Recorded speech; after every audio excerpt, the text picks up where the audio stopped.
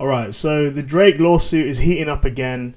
His team have filed a appeal against the judge's original decision to dismiss this defamation lawsuit. And we're going to get into this article right now that has come out just only yesterday, I believe, by Music Business Worldwide. So, as you can see here, Drake fights dismissal of Not Like Us lawsuit. 3 things you might have missed. Now, before we break into this, obviously, the Drake saga initially, when we looked at this initial lawsuit that was filed and we did a video on this and we broke it down, it was pretty much written off as, a very, very upset artist in Drake, rightly, grantedly so, given, the impact of Not Like Us and how just crazy that track went, man, and how global it was. To go and have to digest that and not only lose the rap battle, and let's be honest, listen, I'm a Drake fan. Drake's always in top 5 of my Spotify Wrapped every year. I'm not afraid to admit it. People that know me know this, and is what it is, man. It might not be cool anymore. You can't argue with Guy's catalogue, right? You can't argue with it. We can do a whole nother thing on that, but we don't need to. It was very difficult, I imagine, to swallow that loss, bro. Like, it was top tier stomp on your grave shit from Kendrick, let's be honest. Not Like Us was absolutely viral. It flipping won Grammys. It was performed at the Super Bowl.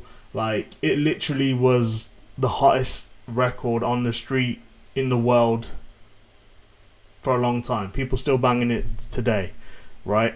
So I understand. And I understand the other arguments of, people clowning Drake for basically filing a lawsuit for losing a rap battle. Because it was a rap battle. Like, let's face it, this was a rap battle. And, we're going to talk about the defamation and all that stuff. But that is what rap battling is, right? That, like, you rap battle and you literally insult each other. And then eventually someone comes out on top, or the culture decides who wins. And that's what it is. That's what it should be. That's what it is. But obviously this went a little bit further, and there was a bunch of, theories around why this lawsuit was filed in the first place. And then obviously the fact that it got dismissed by the judge, or thrown out by the judge, sort of, we had assumed that it had been put to bed, essentially. But apparently not. And Drake's legal team have filed this appeal against that decision. It's a 117 pages appeal that we're not going to go through because it's a lot. But essentially what they're saying is we disagree with that decision. We disagree with that decision, and these are the reasons why. So we'll get into it. We'll run through exactly the major points that have been discussed here. But essentially you'll see here that the Canadian superstar filed a 117-page appellate brief last week challenging Judge Jeanette Vargas' October dismissal of his defamation lawsuit against Universal Music Group over Kendrick Lamar's Not Like Us. So, originally filed a year ago now, in January 2025, which actually I didn't realise it had been that long since it had been filed. So, about 8 months after Not Like Us was released. He alleged... That's so strange, because it feels like Not Like Us was literally last year, like summer 2025, but it was the summer before, which is insane, man. Like, what the hell? Where did 2020... I feel like 2025 was just spent banging that tune. That's really crazy. As if it's been that long. Am I tripping, or has it actually been... I thought it was like 2025 it came out. Wow, time is going too fast, bro. Time is going too fast. But anyway, about 8 months after Not Like Us was released. So, he alleged that UMG intentionally published and promoted the song, knowing that its lyrical content was false and defamatory. I'm going to stop right there before we continue, and I might have spoke about this in the other video, but yeah, like, of course they published and promoted it despite it may having false or defamatory lyrics. Like, that is what labels do. In the history of diss records, in the history of songs, that's what they do, right? Like, do they care? They just want the artist tracks to be streamed, man. Like, that's all they care about. So on the surface of it, this argument is already very weak, and I understand, obviously we're just doing a quick overview, but I understand why the judge might have flipping thrown it out straight away, right? But this is just a summary. This is just going over why the judge initially ruled that the diss track constitutes protected opinion rather than actual defamation, which, you could argue, yeah, totally agree with that, finding that the accusations could not reasonably be interpreted as factual, given what she called perhaps the most infamous rap battle in genre's history. So even the judge on the initial lawsuit appreciated the context in which, these lyrics and this rap record was actually released and was a thing, right? So that's kind of the summary, but there was a few things here with regards to the appeal that they wanted to discuss, and the first thing, or that Drake's team wanted to highlight, and the first thing here is that it says here, Drake argues the judge created a blanket immunity for rap diss records, no matter how defamatory. So the appeal's most provocative claim that Judge Vargas effectively created an unprecedented and overbroad categorical rule that statements in rap diss tracks can never constitute statements of fact. Drake's lawyers argue that this is dangerous precisely because of what the song alleges. The brief states that Not Like Us is a song that was intended to create the impression, and states an unambiguous matter of fact that Drake is a certified predator. I could say predator. In other words, Drake's argument is that if courts decide that anything goes in a rap battle, they're essentially creating a legal loophole that protects defamation as long as it's delivered with a beat. Now that's really funny, and it's funny because, it's not funny, but it's entertaining, man, because they're essentially arguing that dismissing the lawsuit has created this loophole that I can say anything I want as long as it's on a rap record, but it's in a rap beat. It's on, it's got a beat, it's got a rap beat, and it's a diss song, and everyone knows it's a diss song, and it's the context of it is that we're in a rap battle. So I can say anything I want about you, and you can't sue me for defamation. Basically, is the argument there. It's quite funny. I think, speaking to the judge's earlier comments about, even the judge understood that this was one of the biggest rap battles in history. It kind of already states that actually she I can't remember the judge's name. They do understand the context, and it isn't a legal loophole because this is a unique scenario. This is a unique thing that's happened, and it's very unlikely to be replicated, and therefore anyone that tried to do a similar thing purely to create defamation of another person's or another character, then that would be different, and that should be treated differently. So in all honesty, I understand what the legal team are trying to do here, but I think it's really not that effective of an argument, and terrible things have been said in rap records, man. Like, terrible things, and it's kind of just is what it is, bro. Do you know what I mean? Like, we're not suing around it.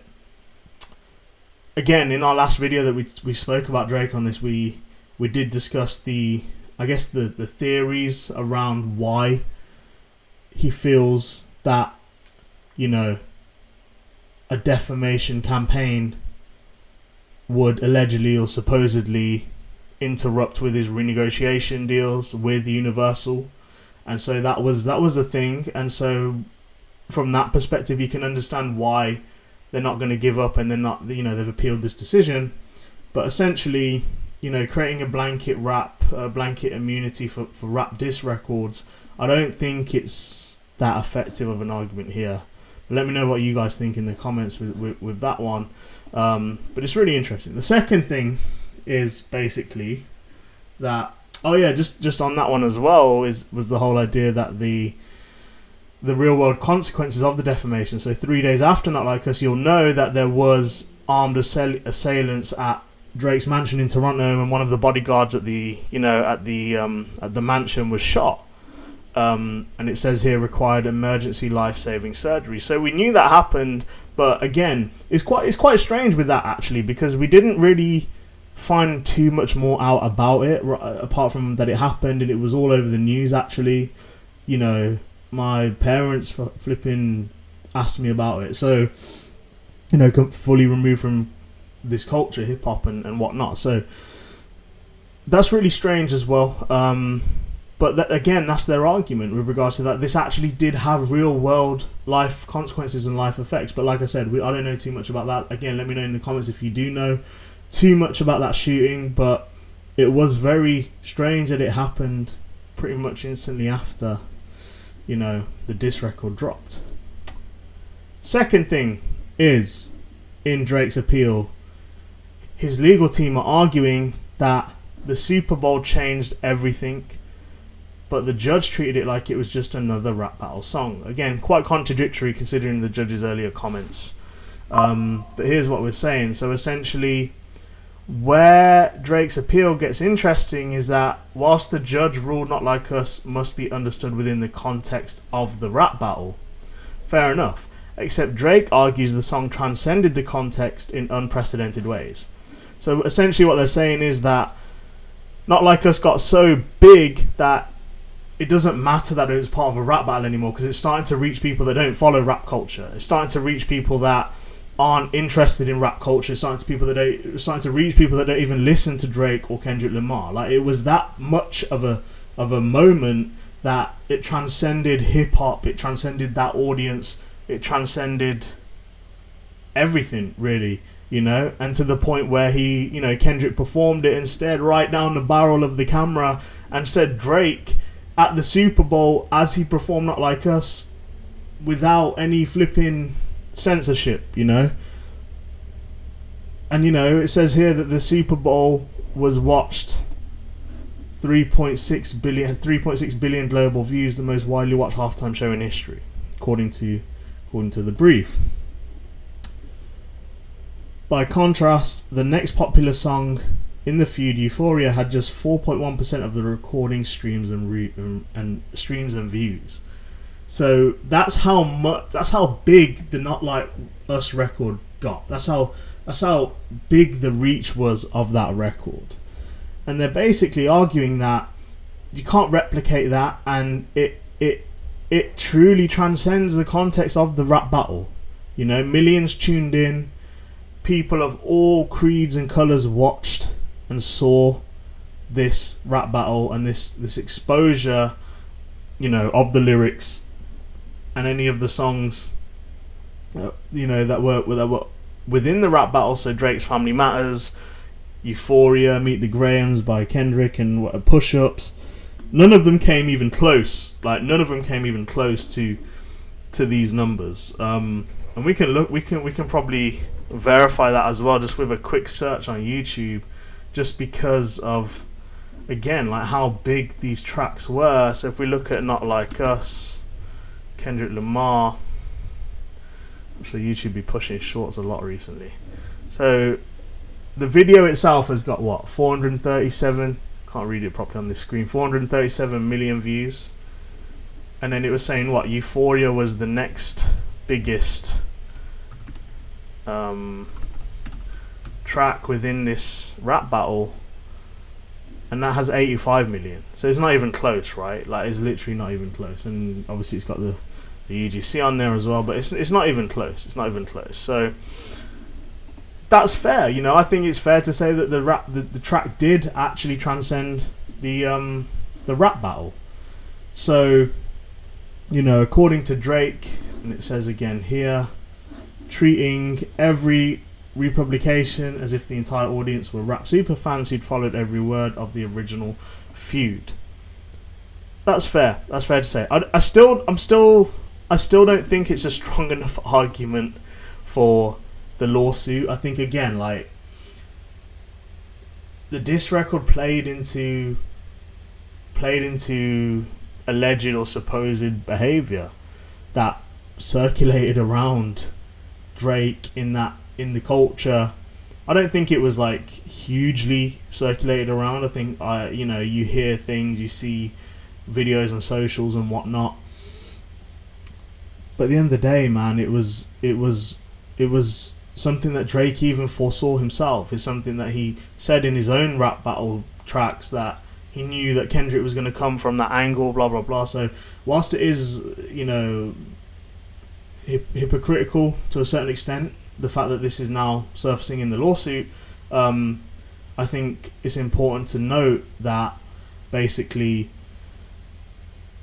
this has gone beyond a rap battle, and so filling this in the lawsuit is probably, again, we're not privy to all the information that all the reasons that this is actually being filed. This is what we're able to see. We don't know what's going on behind the scenes, and again, you can check the other video out for that as well. But there was some interesting theories, like I said, around this. But that's not what this video is about today. And the third and final thing to note about this, which MBW has noted here, is that Drake has revived claims that UMG manipulated the song's success with bots, payola, and whitelisting. So this was cool as well. I did a video on socials about how the track was allow listed. We could say whitelist, we call it allow listed, which enables basically anyone to upload it without there being a monetization strike or copyright. And so that obviously that encourages more and more people to upload it, because it's a very popular song. You can upload it onto your channel without it getting copywritten, and therefore you can generate revenue from it. Then why wouldn't you do that? So it's just it was actually a really beautiful strategy digitally, and if it was purposely employed by Universal or not, that's another question. Allegedly, if it was, it's very clever, I can't lie, because that sort of thing, that sort of YouTube copyright process, at top tier artists, at top tier label, for top tier priorities, you wouldn't expect that those things are done by accident. Those things are very much looked after, or you'd hope so anyway. If you're an artist with a catalogue at a label or whatnot, you'd hope that these things are looked after. And so that particular element of this argument is interesting and is fair. I don't know if it's illegal or malpractice, but it's certainly clever. I'm not going to lie, it's certainly clever. But out of all the so we'll go on with this article. Of all the allegations in this briefing, this one will get the music industry's attention. Drake's appeal revives his claim that UMG used deceptive business practices to artificially boost the song's success, including radio payola, which, yes, is not allowed, bot-generated streams, which, again, Spotify are supposedly cracking down on, whitelisting the track on YouTube and Twitch to enable ultimate re-uploads without copyright strikes. Again, I think this is clever. I think this is a user-generated content strategy, and I think this is, if you're willing to forego the revenue that the UGC would generate, then this is a clever move. And then the final thing is concealed payments to influencers and streaming platforms. Now, this was really interesting as well. I believe this was further explored at the time, but essentially what we're looking at here, is that Drake is arguing that Universal chose to artificially amplify a song, falsely accusing him of criminal behavior despite knowing it would put him and his family in danger. It's a heavy argument, and I don't know if you could say it yeah, I don't know. Let me know what you think about that in the comments, because I still can't get over the fact that it's a rap battle. Do you know what I mean? Like, I still can't get over the fact that it's supposed to be no holds bars in a rap battle. Like, you're supposed to be able to say whatever you want to a certain extent. I say a certain extent because you can't say outlandish shit. But this sort of thing, I feel like, I'm not sure. But we'll continue anyway. So, following the dismissal in October, spokesperson from UMG said from the outset this suit was an affront to all artists and their creative expression and never should have seen the light of day. We're pleased with the court's dismissal. And then it says, in May, when the company filed its motion to dismiss, UMG characterized Drake's allegations as wild conspiracies and described the lawsuit Drake's attempt to save face in his unsuccessful. See, I think that's what everyone initially thought. Everyone thought, he's just really angry and he wants to save face, and he can't accept the fact that he just got his ass beat in this rap battle because, he before that he had a solid armor. Yes, there was the whole Pusha T thing, but again, the revelation of a child wasn't, I don't know, obviously it was a huge moment in the culture, but it wasn't as inflammatory as Not Like Us, essentially. And, you know, I think that's fair to say. It was a chink, but it wasn't a complete destruction like Not Like Us ended up being. I would say, in the context of rap, you know, we can't take away from Drake and his catalogue and everything that he's done for music in general.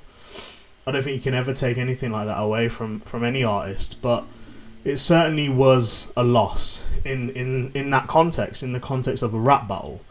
So, you know, these few things that have been highlighted in this appeal by Drake, I think some of them are slightly repetitive, but I also think that the idea or the most concerning around, you know, for music industry folk is the idea of manipulated streams and manipulating bots, payola, which are actually, you know, not legal practices and shouldn't be engaged with in any space or any format.